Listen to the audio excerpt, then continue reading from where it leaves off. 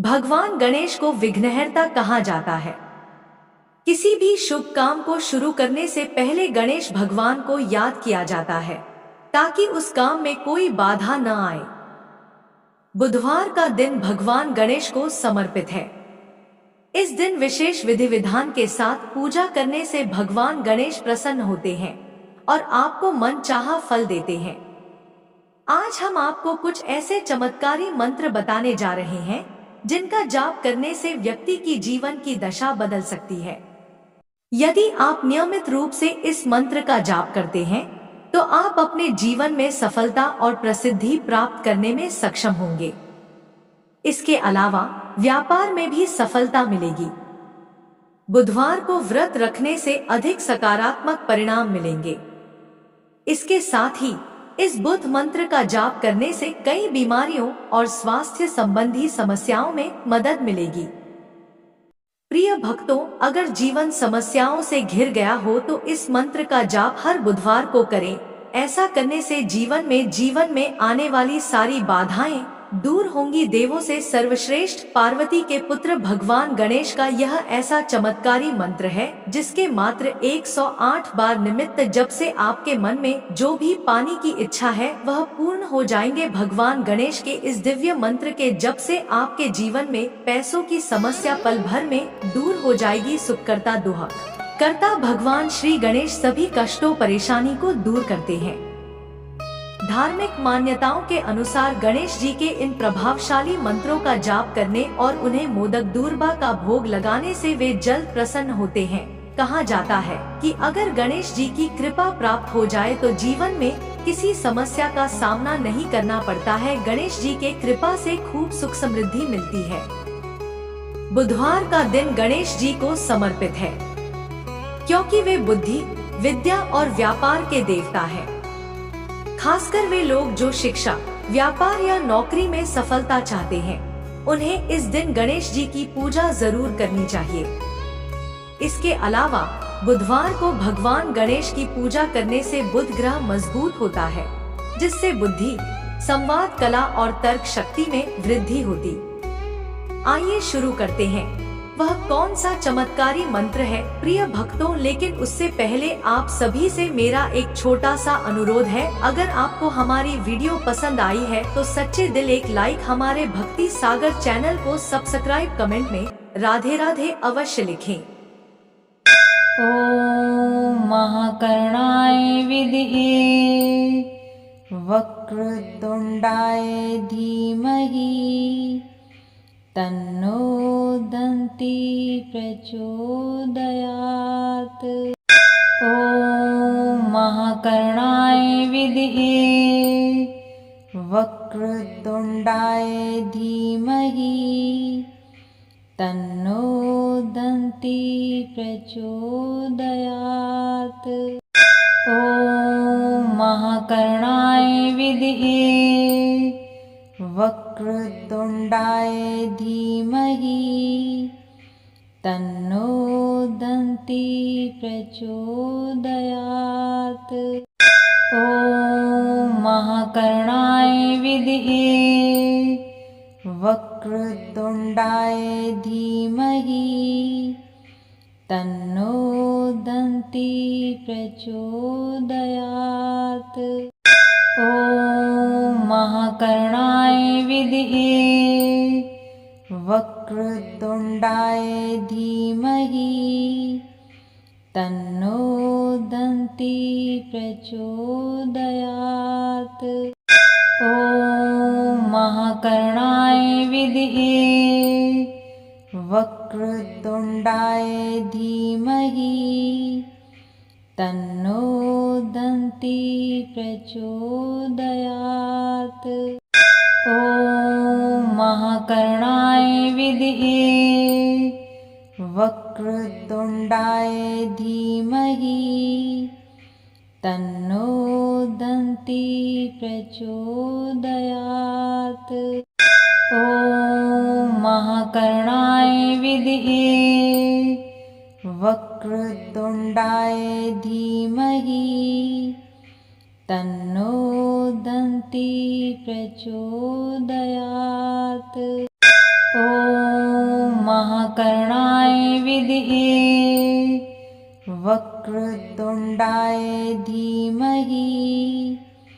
तन्नो दन्ती प्रचोदयात्।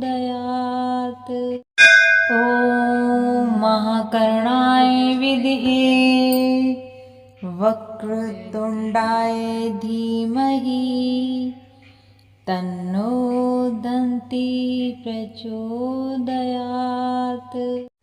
ॐ महाकर्णाय विद्महे वक्रतुण्डाय धीमहि तन्नो दन्ती प्रचोदयात्।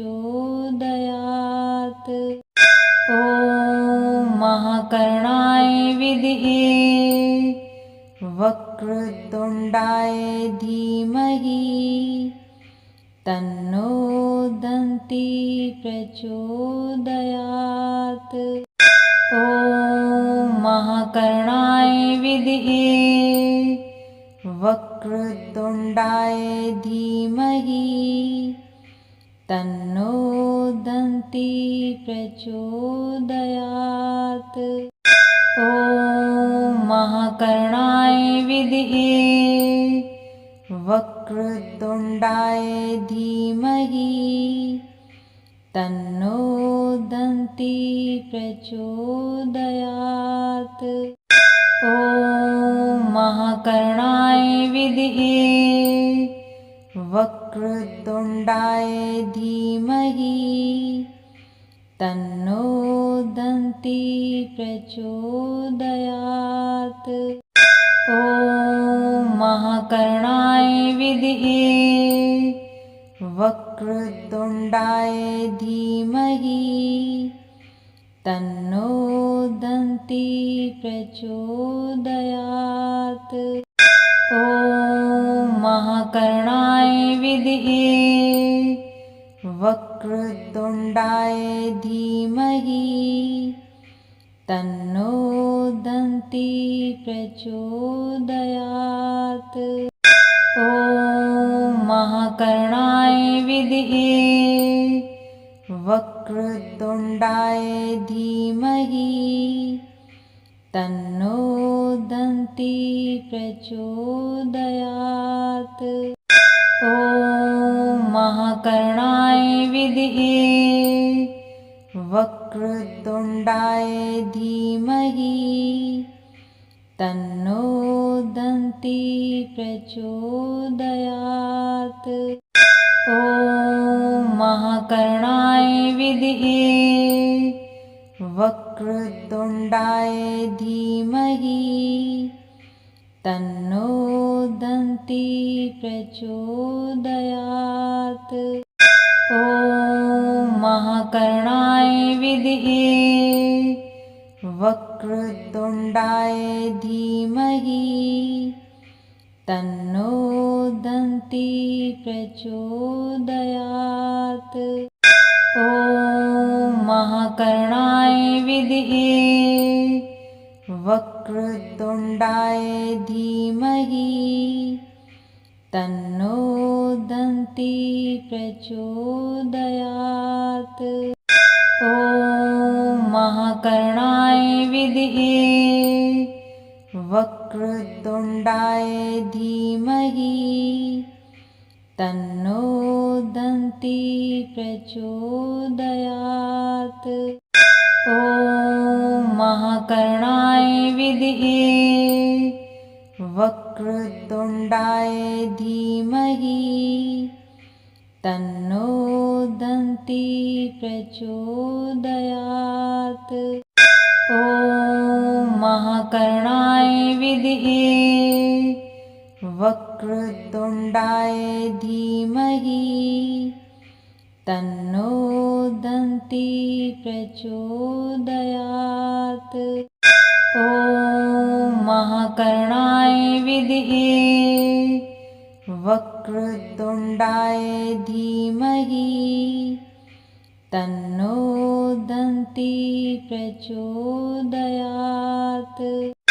ॐ महाकर्णाय विद्महे वक्रतुण्डाय धीमहि तन्नो दन्ती प्रचोदयात्। ॐ महाकर्णाय विद्महे वक्रतुण्डाय धीमहि तन्नो दन्ती प्रचोदयात्। ॐ महाकर्णाय विद्महे वक्रतुण्डाय धीमहि तन्नो दन्ती प्रचोदयात्। ॐ महाकर्णाय विद्महे वक्रतुण्डाय धीमहि तन्नो दन्ती प्रचोदयात्। ॐ महाकर्णाय विद्महे वक्रतुण्डाय धीमहि तन्नो दन्ती प्रचोदयात्। ॐ महाकर्णाय विद्महे वक्रतुण्डाय धीमहि तन्नो दन्ती प्रचोदयात्। ॐ महाकर्णाय विद्महे वक्रतुण्डाय धीमहि तन्नो दन्ती प्रचोदयात्। ॐ महाकर्णाय विद्महे वक्रतुण्डाय धीमहि तन्नो दन्ती प्रचोदयात्। ॐ महाकर्णाय विद्महे वक्रतुण्डाय धीमहि तन्नो दन्ती प्रचोदयात्। ॐ महाकर्णाय विद्महे वक्रतुण्डाय धीमहि तन्नो दन्ती प्रचोदयात्। ॐ महाकर्णाय विद्महे वक्रतुण्डाय धीमहि तन्नो दन्ती प्रचोदयात्। ॐ महाकर्णाय विद्महे वक्रतुण्डाय धीमहि तन्नो दन्ती प्रचोदयात्। ॐ महाकर्णाय विद्महे वक्रतुण्डाय धीमहि तन्नो दन्ती प्रचोदयात्। ॐ महाकर्णाय विद्महे वक्रतुण्डाय धीमहि तन्नो दन्ती प्रचोदयात्। ॐ महाकर्णाय विद्महे वक्रतुण्डाय धीमहि तन्नो दन्ती प्रचोदयात्। ॐ महाकर्णाय विद्महे वक्रतुण्डाय धीमहि तन्नो दन्ती प्रचोदयात्। ॐ महाकर्णाय विद्महे वक्रतुण्डाय धीमहि तन्नो दन्ती प्रचोदयात्।